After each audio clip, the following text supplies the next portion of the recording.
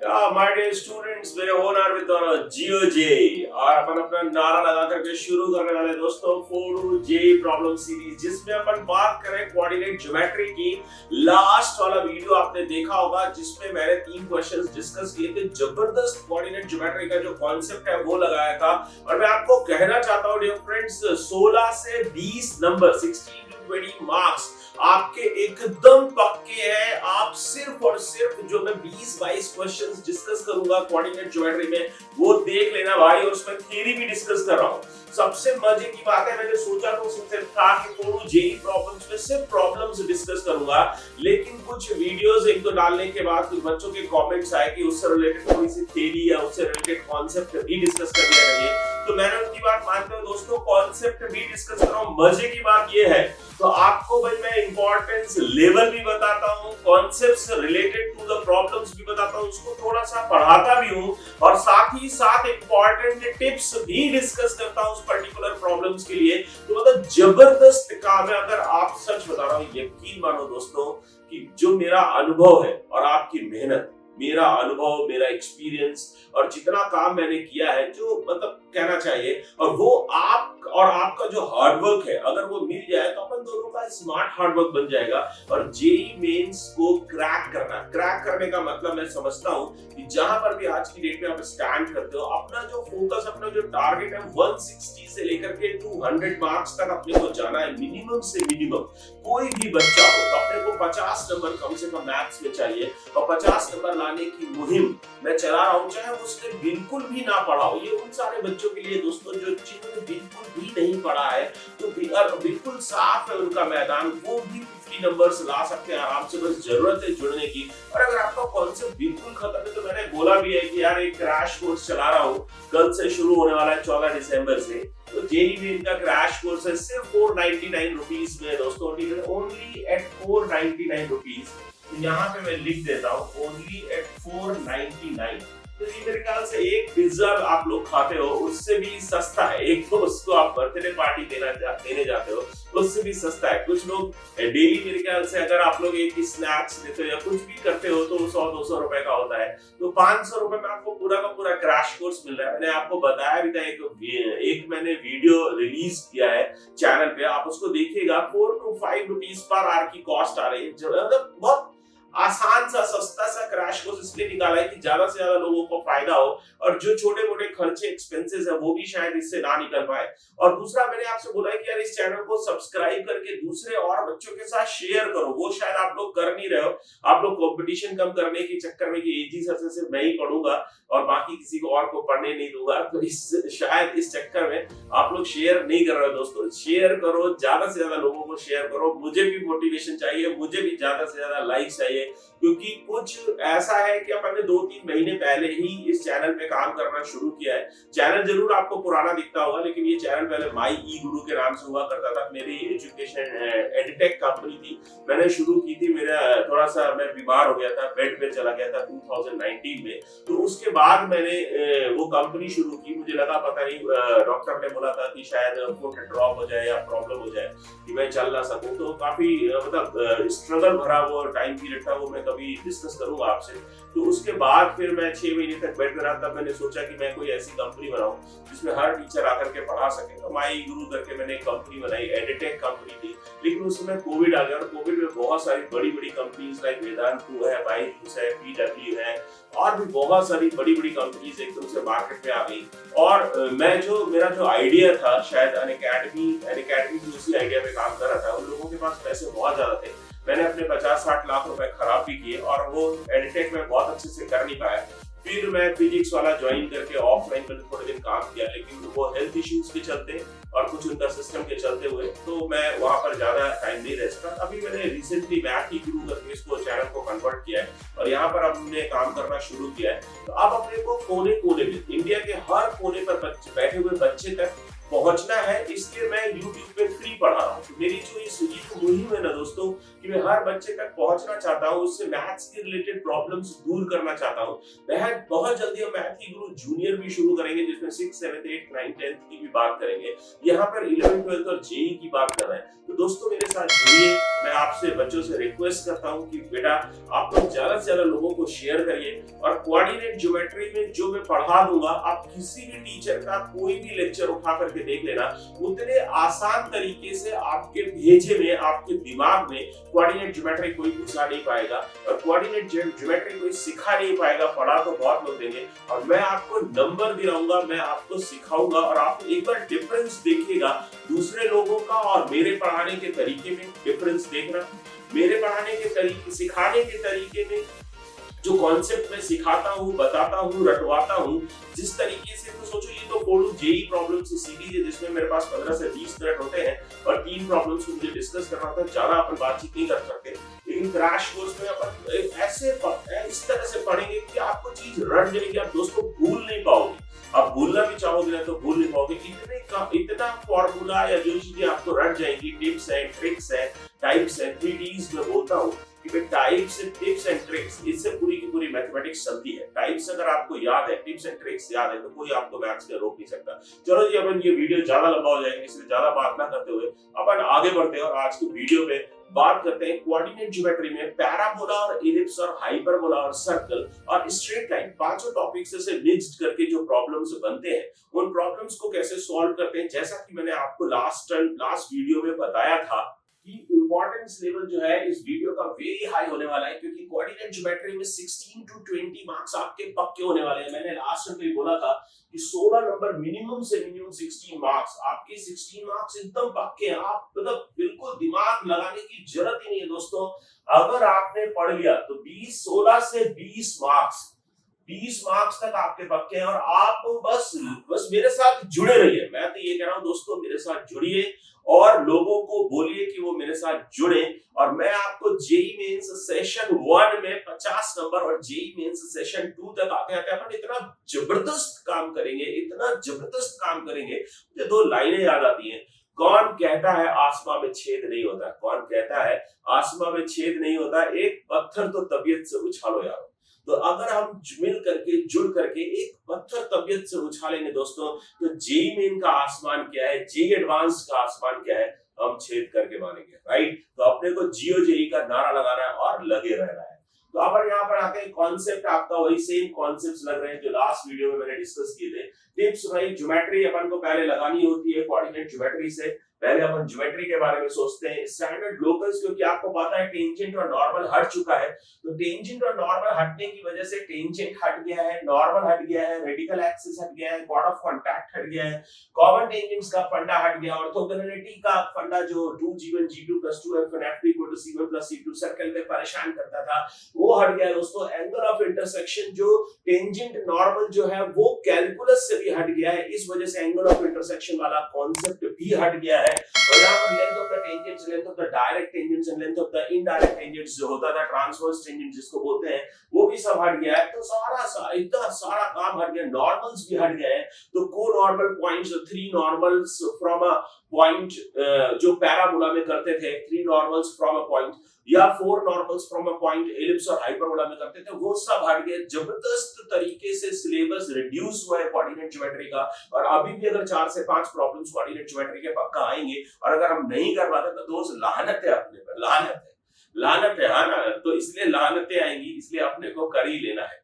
तो अपन को उठाना है कलम और पेपर, और अपने को ये सब समझ लेना है कि भाई ये सब चीजें अपने को पढ़ने की जरूरत नहीं है। आप ज्यादा दिमाग मत लगाओ, सिर्फ और सिर्फ जियो जेई का नारा लगाओ, और अभी जेई मेन सेशन 1 के लिए फोकस करो। अगर वहां पर आप क्रैक कर पाते हो बढ़िया से 160 नंबर, एक एनआईटी आपका पक्का हो जाता है, तो फिर उसके बाद आपको जेई मेन सेशन 2 और जेई एडवांस की तैयारी करने में और जबरदस्त मजा आएगा। और जेई एडवांस के लिए मैं बहुत जल्दी एक सीरीज लाने वाला हूँ यूट्यूब पे, और 1 शॉट्स भी आने वाले हैं। बस आप लोग ज्यादा से ज्यादा जुड़िए, मोटिवेट करिए कि मैं दिन भर में 5 से 6 घंटे आपके लिए रिकॉर्डिंग करूं और आपको अच्छे से अच्छा कंटेंट पहुंचाऊं।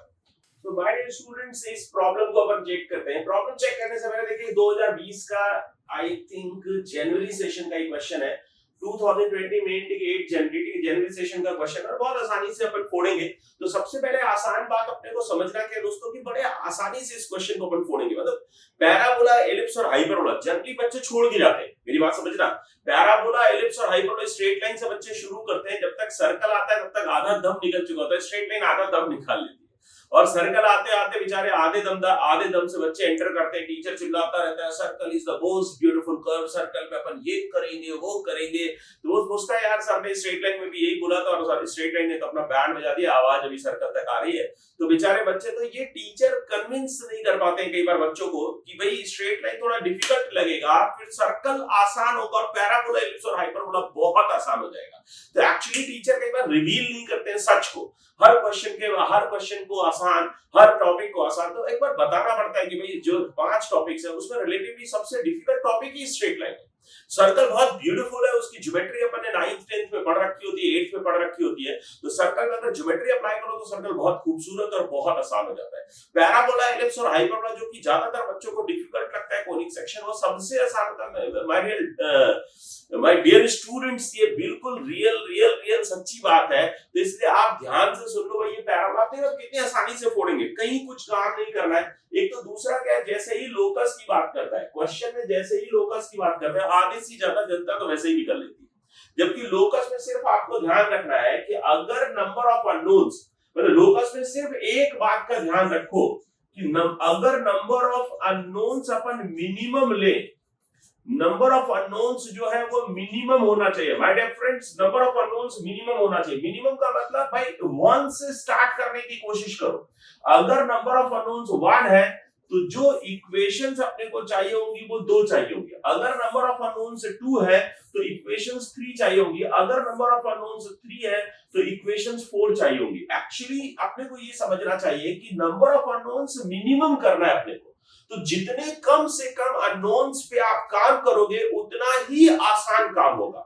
इसलिए पब्लिक आप देखोगे बुक्स पे सॉल्व किया वो ये प्रॉब्लम, बहुत पॉपुलर प्रॉब्लम्स है, दिशा है या अरिहंत है, बहुत सारी पॉपुलर बुक्स है जो प्रीवियस ईयर क्वेश्चंस वाली जो बुक्स आप लोग खरीदते हो, मोस्टली अरिहंत वगैरह खरीदते हो, तो वो लोग पी पॉइंट को x1, y1 मान लेते हैं। ये मिस्टेक है दोस्तों। पी पॉइंट को x1, y1 ना मान करके हमेशा ठीक है पॉइंट को, कोई भी पॉइंट आपको लेना है उसको आप लोग पैरामीट्रिक फॉर्म में लीजिए।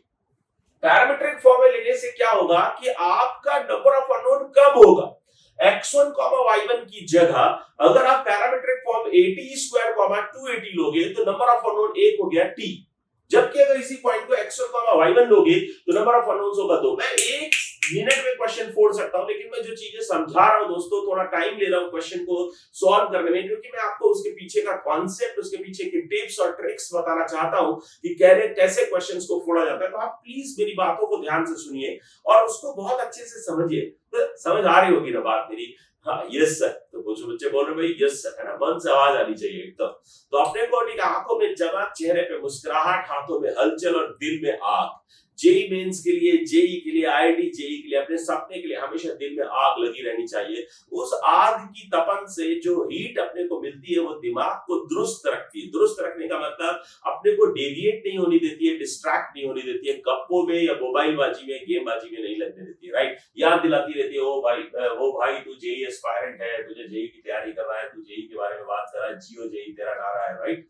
तो अब देखो यहाँ पर जो पी पॉइंट है, पब्लिक x1, y1 मानेगी और अपन क्या मानेंगे दोस्तों? तो आपको पता है y² = 4x, इसके लिए सारे फॉर्मूले रट लो। और x² = 4y के लिए जो फॉर्मूले आपको चाहिए तो उसी में x को y और y को x से रिप्लेस कर दो। My dear students, y² = 4x के लिए पैरामीट्रिक फॉर्म होता है at², 2at। तो x² = 4ay के लिए पैरामीट्रिक फॉर्म होगा 2at, at²। तो अगर मैं आपसे बोलूं कि पी पॉइंट के कोऑर्डिनेट्स क्या होंगे, तो यहाँ पर x² = 4ay पैराबोला दिया है। तो यहाँ पर a = क्या है माय डियर फ्रेंड्स? a = 1 है मेरे दोस्तों। a = 1 है बिकॉज़ x² = 4ay होता है। x² = 4ay, a = 1 है। यहाँ से जो p पॉइंट आ रहा होगा वो 2at, at² अपने को लिखना है। a = 1 आप पुट कर दीजिए तो 2t, टी स्क्वायर, ये आपका पॉइंट आ गया, राइट। अब अपने को कुछ खास कमाल नहीं करना है, जिस पॉइंट का लोकस निकालते हैं माय डियर फ्रेंड्स उसको एच के मानते हैं। तो जिस पॉइंट का लोकस अपने को निकालना है उसको एच के मान लीजिए। तो एच, एक एच बराबर इक्वेशन आएगी, एक के बराबर इक्वेशन आएगी। नंबर ऑफ अननोन्स कितना है my dear friends, number of unknowns कितना है 1। नंबर ऑफ इक्वेशंस कितनी चाहिए 2। आंखों में चमक, क्यों भाई, क्योंकि टी सिर्फ एक अननोन है, एच और के में 2 इक्वेशंस बनने वाली है। बड़े आसानी से टी को एक इक्वेशन से निकाल करके दूसरे इक्वेशन में पुट करेंगे, खटाक से कोई ना कोई आंसर मैच करेगा। तो अपन चेक कर लेते हैं my dear friends, h equals to, so my dear students यहाँ पे h और k के लिए मैं 2 इक्वेशंस बनाएंगे। एक तो आ रहा होगा h equals to, section formula लगा दो, सभी को पता होगा, 2 into this coordinate 1 into this coordinate। एक और बहुत इंपॉर्टेंट बात है दोस्तों, ये ध्यान रखना कि मैं जो रेशियो अपने को दिया, देखो वो क्या बोल रहा है, locus of a point which divides the line segment joining point 0, -1 जिसको अपन ने q ले रखा है, and a point on the parabola x square equal to 4y, तो उस पॉइंट को अपन ने p ले रखा है। तो इसका मतलब qp को डिवाइड करा, ध्यान रखिएगा, QP को डिवाइड करा 1:2 में, तो Q के साइड से 1 लेना पड़ेगा और P के साइड से 2 लेना पड़ेगा। ये बहुत इंपॉर्टेंट बात है दोस्तों, अगर आपने जरा भी 2:1 कर दिया, 2 इधर से ले लिया 1 उधर से ले लिया, तो उस केस में आपका लोकस चेंज हो जाएगा, राइट। तो अपने को QP को डिवाइड कर रहा है R पॉइंट 1:2 के रेशियो में, तो 1 from the Q point, 2 from the R point. तो अपन यहां से 2 into 0 अपने पास आ रहा होगा, तो 2 into 0 प्लस है ना 1 into 2t, तो 1 into 2t divided by 3। यहां से देखो t equals to बड़े आसानी से आ रहा है, t equals to 3h/2 आ रहा है, क्या बात है।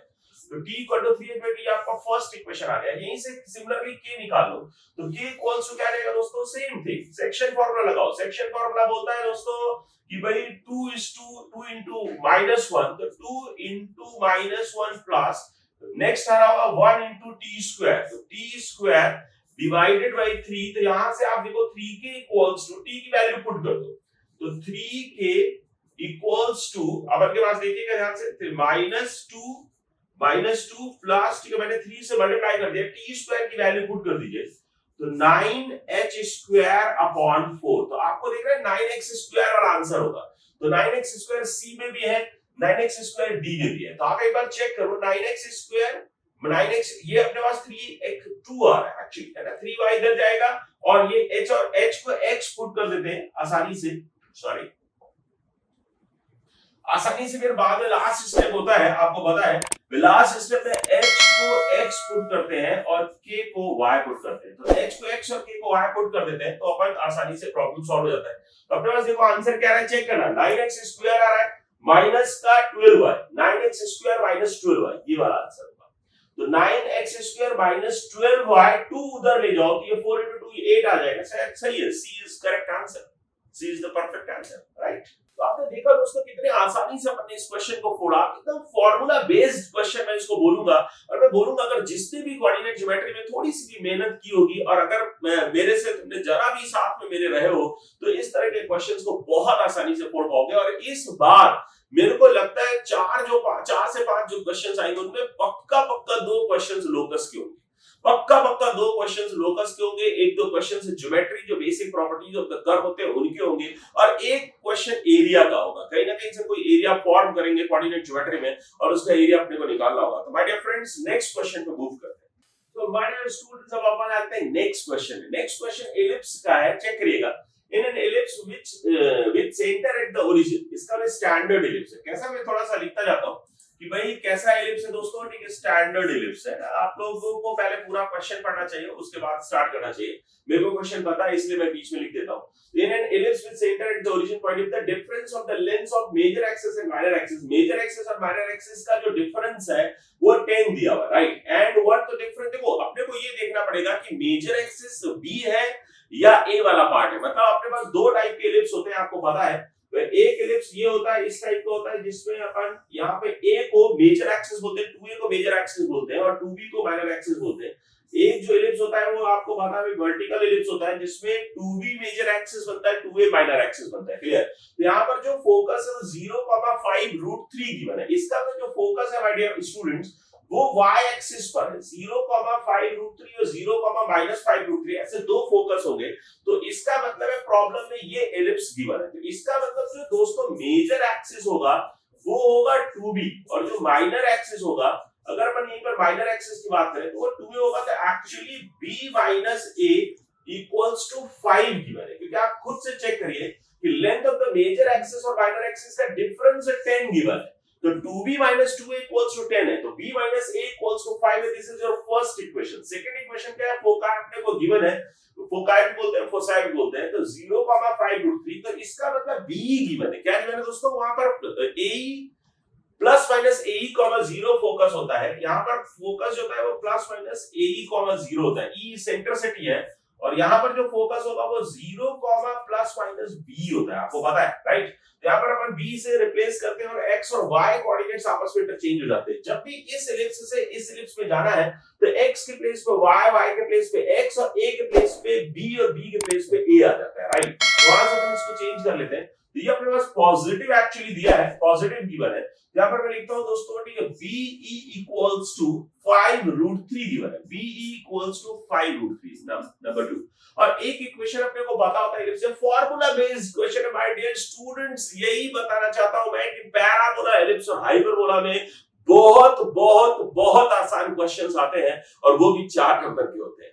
और कैलकुलस में देखो टॉपिक कैसा है, नाम है डेफिनेट इंटीग्रेशन, लेकिन क्वेश्चन सॉल्व होगा या नहीं होगा बिल्कुल इनडेफिनिट है। एक्चुअली कैलकुलस थोड़ा सा अच्छा पार्ट होता है और वो लोग ज्यादा करते हैं, और कोऑर्डिनेट जो आसान पार्ट होता है उसको लोग कम करते हैं और उस पे लोग ऐसा सोचते हैं कि वहां से क्वेश्चन नहीं बनेगा। तो आप जुड़े रहिए मेरे साथ और फोड़ते रहिए कोऑर्डिनेट ज्योमेट्री के प्रॉब्लम्स को राइट। तो b minus a equal to 5 और ये फर्स्ट सेकंड इक्वेशन। एक इक्वेशन और होती है माय डियर फ्रेंड्स, जब ये वाला एलिप्स गिवन होता है जिसमें a ग्रेटर देन b है, तो b square equals to a square into 1 minus e square होता है, जहां से अपन length of the major axis, minor axis और इसेंट्रिसिटी को कनेक्ट करते हैं। And this is basic property of ellipse. This is basic formula or basic connection with the major axis and minor axis। और यहीं पर जब अपन a और b में b को बड़ा कर देते हैं, b जब ग्रेटर देन a हो जाता है, major axis along the y axis हो जाता है, मेजर एक्सिस का लेंथ 2b हो जाता है 2a के प्लेस पर। तो इसी इक्वेशन मैंने क्या सिखाया था आपको, ab को इंटरचेंज कर देते हैं। तो a square equals to b square into 1 minus e square. आपको पता है दोस्तों एलिप्स के केस में जो सेंट्रिसिटी होती है वो लेस देन 1 होती है। यहां से मैं ये फॉर्मूला लगा दूंगा कि भाई a square equals to b square minus b square e square. इसी में मैंने b स्क्वायर को अंदर मल्टीप्लाई कर दिया बिकॉज़ b का वैल्यू मेरे को पता है।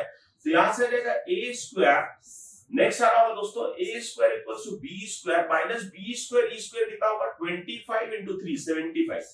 तो 75 आ गया। b माइनस a आपको पता है, यहां से b स्क्वायर अब लिख सकते हैं दोस्तों b square minus a square equal to 75 आ रहा है right. b square minus a तो बहुत आसान हो गया। This is your third equation, this is your third equation जिसमें अपन सेकंड यूज कर चुके हैं। तो अपने पास कहानी क्या है दोस्तों, b square minus a square equal to 75 है, b minus a equal to 5 है। तो आप b माइनस a से इसको डिवाइड कर दो। आपको पता है इसके दो फैक्टर्स होते हैं, b minus a b plus a।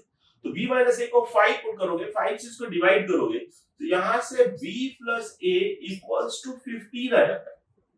b plus a equals to 15, तो b minus a equals to 5, b minus a equals to 5 and b plus a equals to 15। इसको सॉल्व करो बाय डिफरेंस, तो add करोगे तो b आ जाएगा। तो add करेंगे तो b इक्वल्स टू 15 प्लस 5 20, तो 10 आ रहा है। और अगर मैं a की बात करूं तो b minus a equals to 5 है, तो a इक्वल्स टू 5 हो जाएगा। और आपको पता है length of the latus rectum इस केस में 2b स्क्वायर बाई a होता है और इस केस में 2a स्क्वायर बाई b होता है। ये सब फॉर्मूले याद होने चाहिए दोस्तों। मैं आपको बता रहा हूं एलिप्स के केस में फॉर्मूले 6 से 7 फॉर्मूले हैं जो बिल्कुल एकदम पक्के पक्के याद होने चाहिए, जो कि अपन क्रैश कोर्स में डिस्कस करेंगे राइट।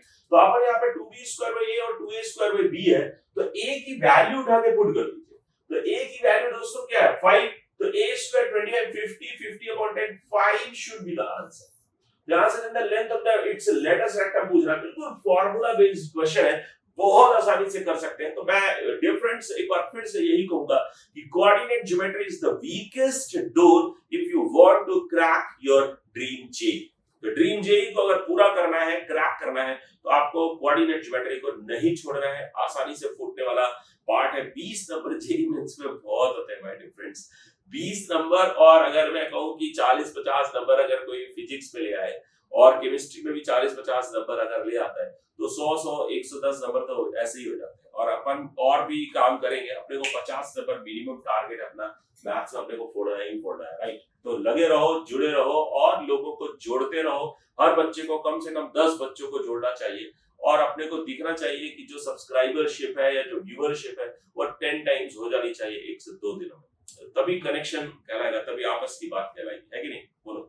तो माय डियर होनहार विद्वानों, मैं 2 क्वेश्चंस तो जेईई मेंस वाले मैंने डिस्कस किए जो बिल्कुल आसान थे। अब ये क्वेश्चन है जेईई एडवांस्ड का। ये जेईई एडवांस्ड का क्वेश्चन है, 99 का आया हुआ क्वेश्चन है और 2 मार्क का ऑब्जेक्टिव था। मैं आपको एक चीज छोटी सी बताना चाहता हूं कि इस तरह के क्वेश्चंस जो 80s 90s में आते थे वो जेईई मेंस में बहुत रिपीट होते हैं। ये जेईई मेन में 2016-17 में भी आ चुका है क्वेश्चन, और यही सेम क्वेश्चन जेईई ने खुद, जेईई एडवांस्ड ने खुद एक बार रिपीट किया था 2007 में। तो बेसिकली ठीक है, 99 का क्वेश्चन था, 2007-8 में एक बार फिर से रिपीट किया जेईई ने, लगभग सेम क्वेश्चन था। और फिर ये मतलब मैं 2000 से इस क्वेश्चन को करा रहा हूं। This is my very very favourite question. और मुझे याद है 2007-8 में जब एकदम से ये क्वेश्चन बच्चों के पेपर में आ गया था, जेईई एडवांस में, माय डियर फ्रेंड्स, आईआईटी के पेपर में जब ये क्वेश्चन आ गया था तो बच्चे एकदम पागल हो गए थे कि यार एकदम पढ़ा पढ़ाया आ गया। उस साल याद आ रहा है, एक बार 2004 में भी ऐसा हुआ था। मेरे क्लास नोट से 29 मार्क का एक पूरा का पूरा पैराग्राफ था 2006 में, सॉरी 2006 में पैराग्राफ पूरा का पूरा आ गया था पैराबोला का। और ऐसे ही एक और था, मैथ्स का कॉलम आ गया था। ऐसे करके पूरा 29 मार्क का एकदम कॉपी से छप गया था, जबकि आईआईटी जेईई में ऐसा होता नहीं है जनरली। जेईई मेंस में तो मैं दावा करता हूं कि क्वेश्चंस जो है वो क्लास नोट्स 100 प्रेडिक्टेड करके मेरी एक बुक है, वहां से क्वेश्चंस आते हैं। जेईई मेंस में दावा किया जा सकता है, लेकिन आईआईटी जेईई में फिर भी तो तब से मैंने देखा कोऑर्डिनेट ज्योमेट्री हो, वेक्टर्स इन 3D हो या कैलकुलस, बहुत सारे क्वेश्चंस मेरे क्लास नोट से, डीपीपी से रिपीट करते रहे। तो इसलिए हम लोग ऐसे चैलेंजेस कर पाते हैं। हम वो टीचर्स नहीं है यार जो 2-2 साल से 3-3 साल से पढ़ा रहे हैं, या जो आईआईटी में सेकंड ईयर और थर्ड ईयर में है हमारे स्टूडेंट्स हैं, या किसी हमारे जैसे टीचर्स के स्टूडेंट्स हैं, और वो लोग जब ये दावा करते हैं तो थोड़ा सा ठीक नहीं लगता है। लेकिन अब हम लोग 23.5 साल से, मेरे को 24 साल लगभग होने वाला है, मैं पढ़ा रहा हूँ, तो इतना दावा तो कर ही सकता हूँ दोस्तों कि जो इतने साल से आईआईटी जेईई को देख रहा हूँ, इतने साल से आईआईटी जेईई में अपियर हो रहा हूँ अपने बच्चों के थ्रू, है ना। हर साल आईआईटी जेईई का एग्जाम देता हूँ, जेईई मेंस का एग्जाम देता हूँ, तो अब तो इतना अनुभव हो गया है कि हम उसकी नब्ज पकड़ करके बता सकते हैं कि उसको कितना बुखार है कि नहीं। तो अपन नेक्स्ट पॉइंट आ जाते हैं। देखो ये क्वेश्चन बहुत ही जबरदस्त क्वेश्चन है। This is my one of the favourite question. इससे पहले एक पैराबोला की मैं प्रॉपर्टी डिस्कस करना चाहूंगा।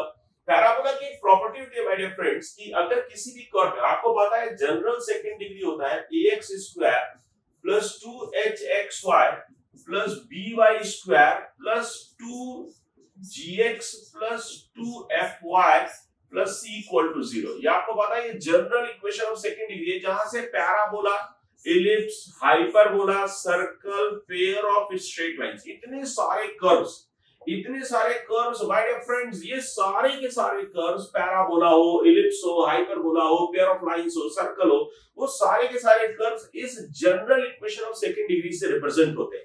और इसकी कहानी होती है बड़ी लंबी। डेल्टा एक निकालते हैं, डेल्टा होता है एक h square minus a b होता है। इन दोनों टर्म्स की पे कंडीशंस लगा करके ये चेक करते हैं कि ये जो general equation of second degree है कौन से कर्व को डिफाइन करेगी, कौन से कर्व को रिप्रेजेंट करेगी। क्योंकि यहाँ पर आइडेंटिफिकेशन ऑफ कर्व है, यहाँ पर इक्वेशन नहीं बताना है, यहाँ पर आपको लोकस की इक्वेशन नहीं चाहिए। लोकस की इक्वेशन निकालने के बाद ये देखना पड़ेगा कि वो जो इक्वेशन है वो पैराबोला को डिफाइन करता है, पेयर ऑफ लाइंस को डिफाइन करता है, इलिप्स को डिफाइन करता है, या हाइपरबोला को डिफाइन करता है। तो लोकस माय डियर फ्रेंड्स एक सेकंड डिग्री इक्वेशन आने वाली है, general equation of second degree आने वाली है। फिर डेल्टा और h square minus a b को यूज करके ये चेक करेंगे कि ये जो general equation of second degree ये किस कर्व को डिफाइन करेगी। आई थिंक मैंने आपको कॉन्सेप्ट से कनेक्ट कर दिया होगा और आप लोगों को जिन्होंने भी थोड़ा बहुत पढ़ा हुआ है उनको याद आ गई होगी सारी बातें, और जिन्होंने नहीं पढ़ा होगा उनको ये पता चल गया होगा कि भाई ये पढ़ने से ये वाला क्वेश्चन सॉल्व हो जाएगा। क्लियर? तो मैंने आपको क्या बोला, देखो लोकस के केस में नंबर ऑफ अननोन्स और नंबर ऑफ इक्वेशंस की फाइट होती है। नंबर ऑफ अननोन्स और नंबर ऑफ इक्वेशंस की फाइट होती है माय डियर फ्रेंड्स। समझ आ रहा है ना दोस्तों? नंबर ऑफ अननोन्स और नंबर ऑफ इक्वेशंस की फाइट है। जितने नंबर ऑफ अननोन्स आप लोगे उससे एक ज्यादा नंबर ऑफ इक्वेशन आपको चाहिए होगी। तो आप देखिए यहाँ पर नंबर ऑफ अननोन्स कितने हैं आप चेक करिए। यहाँ पर नंबर ऑफ अननोन्स कितने हैं? यहाँ पर नंबर ऑफ अननोन्स है only 1। T is your unknown. T सिर्फ आपके पास एक ही अननोन है, टी। तो टी सिर्फ आपके पास एक अननोन है और इस अननोन के बेसिस पे आपको दो इक्वेशन ऑलरेडी गिवन है।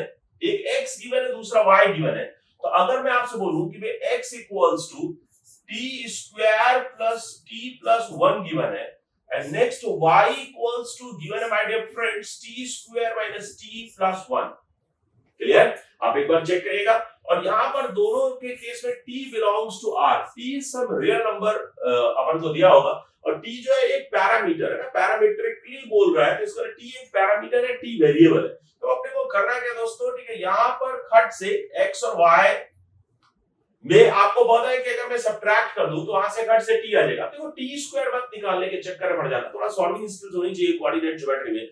कोऑर्डिनेट ज्योमेट्री में क्या नहीं करना है ये बहुत इंपॉर्टेंट होता है, क्योंकि ज्यादातर लोग कोऑर्डिनेट ज्योमेट्री जिन्होंने की होगी उनको पता होगा कि बीच में से क्वेश्चन छोड़ करके चले जाते हैं। क्वेश्चन पढ़ते हैं सबको लगता है कि हो जाएगा, लेकिन जब अपन सॉल्व करते हैं तो बीच में 2 4 5 स्टेप्स के बाद अपन अटक जाते हैं, लटक जाते हैं और वहां पे क्वेश्चन को छोड़ करके अपने को आगे मूव करना पड़ता है। आंसर तक ले जाने में परेशानी आती है कोऑर्डिनेट ज्योमेट्री में स्पेशली, क्योंकि कोऑर्डिनेट ज्योमेट्री में स्किल्स जो प्रॉब्लम्स को सॉल्व करने का मेथड है वो राइट अप्रोच होना बहुत जरूरी है। तो आपको ये पता होना चाहिए कि ये नहीं करना है। तो दोस्तों मैं यही बोल रहा हूँ कि आपको टी स्क्वायर के चक्कर में नहीं पड़ना है, टी स्क्वायर को कैंसिल करना है।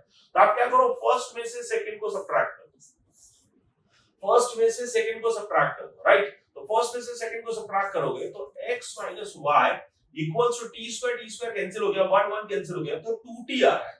तो 2t मतलब t और यहाँ पे x 2t था तो x माइनस y को मैंने डिवाइड कर दिया। तो यहाँ से मैं कह सकता हूँ कि ये अपने पास x minus y equals to ये t आ गया, right? x minus y upon 2 equals to t आ गया। आप उठा करके इसको फर्स्ट या सेकंड किसी में भी पुट कर दो। तो जब आप फर्स्ट में पुट करोगे तो x equals to t square that is x minus y upon 2 whole square plus next आ रहा है t की वैल्यू पुट करते हैं तो x माइनस y अपॉन 2 और प्लस 1 आ गया, राइट? तो आप देखो मैं एक बहुत इंपॉर्टेंट प्रॉपर्टी बताता हूं, जब भी कभी ये सेकंड डिग्री कर्व के जो सेकंड डिग्री टर्म्स है, सेकंड डिग्री टर्म्स जो है माय डियर फ्रेंड्स वो एक परफेक्ट स्क्वायर बनाते हैं। जब भी किसी भी general equation of second degree के सेकंड डिग्री टर्म्स एक परफेक्ट स्क्वायर बनाते हैं तो वो पैराबोला होता है। ओ माय गॉड, ये क्या कह दिया मैंने आपको डेल्टा और h square minus ab check करने से बचा लिया। डेल्टा और h square minus ab check करने की जरूरत नहीं है, इसका जो आंसर होगा वो पैराबोला होगा। क्यों भाई? क्योंकि देखो ये पूरी की पूरी इक्वेशन आप चेक करिए, एक बार चेक करिएगा प्लीज। इस पूरी इक्वेशन को आप चेक करो, इसमें क्या कहीं सेकंड डिग्री टर्म आपको इस ब्रैकेट के बाहर दिखाई दे रहा है क्या? क्या यहाँ पर x स्क्वायर एक्स वाई या y स्क्वायर दिख रहे हैं ब्रैकेट के बाहर? No no my dear friends, सारे के सारे सेकंड डिग्री टर्म्स ने मिल करके एक परफेक्ट स्क्वायर बना लिया है। सारे के सारे सेकंड डिग्री टर्म्स ने मिल करके एक परफेक्ट स्क्वायर बना लिया है। तो वो जो परफेक्ट स्क्वायर है वो एक पैराबोला होगा या पेयर ऑफ लाइंस होगा। लेकिन और यहाँ पर दोनों दिया है, पैराबोला भी दिया है और पेयर ऑफ लाइंस भी दिया है, लेकिन इस केस में लोकस जो होगा वो पैराबोला होगा, क्योंकि अपन ये चेक कर सकते हैं कि इसका जो डेल्टा है, डेल्टा अगर आप चेक करोगे तो delta is not equals to 0। यही जे एडवांस का क्वेश्चन है, इसमें इन्होंने दोनों आंसर्स रख दिए हैं, पेयर ऑफ लाइंस भी रख दिया है, पैराबोला भी रख दिया है। तो डेल्टा को चेक कर लीजिए, डेल्टा आपको पता है abc plus 2fgh minus bg square minus af square minus ch square होता है। ये डिटरमिनेंट के फॉर्म में इसको पुट करते हैं, बहुत आसानी से इसको चेक किया सकता है। डेल्टा चेक कर लीजिए, बाकी आपको में चमक आनी चाहिए। जैसे ही आप देखते हो कि second degree terms are making a perfect square in this general equation of second degree, तब खड़ा आंखों में चमक आती है, क्योंकि ellipse out, hyperbola out, circle out, straight lines out, right, और आंसर बचता है पैराबोला। और अगर पेयर ऑफ लाइंस कहीं पर रखा है तो आप ज्यादा से ज्यादा इसका डेल्टा चेक कर सकते हो। क्लियर? लेकिन जेई मेंस में ऐसा अगर क्वेश्चन आता है तो हो सकता है सिर्फ पैराबोला रखा हो। अगर पेयर ऑफ लाइंस नहीं है ऑप्शंस में तो डेल्टा चेक करने की जरूरत नहीं है। सिर्फ इतना सा ध्यान रखें कि सेकंड डिग्री टर्म्स जो है they form a perfect square, वो एक परफेक्ट स्क्वायर बनाते हैं। और बाकी लगे रहिए, मचाते रहिए, फोड़ते रहिए और जियो जेई का नारा लगाते रहिए। और मैं सिर्फ यही कहूंगा कि मेरे से जुड़े रहिए और डिस्क्रिप्शन बॉक्स में ये क्लास नोट्स भी आपके साथ होंगे और क्रैश कोर्स का लिंक भी डिस्क्रिप्शन बॉक्स में होगा माय डियर फ्रेंड्स। और उसका जो कोर्स प्लानर है कि क्या क्या मैं कैसे कैसे पढ़ाऊंगा, कितने कितने दिन में कौन कौन से टॉपिक्स कराऊंगा, वो भी डिस्क्रिप्शन बॉक्स में होगा। तो इस वीडियो को शेयर करना मत भूलिए, लाइक और सब्सक्राइब करना मत भूलिए। कम से कम मतलब कम से कम आपको 10 दोस्तों को अपने शेयर करना है और उनको लाइक शेयर सब्सक्राइब करने के लिए बोलना है। ओके माय डियर फ्रेंड्स, जियो जी वंस मोर।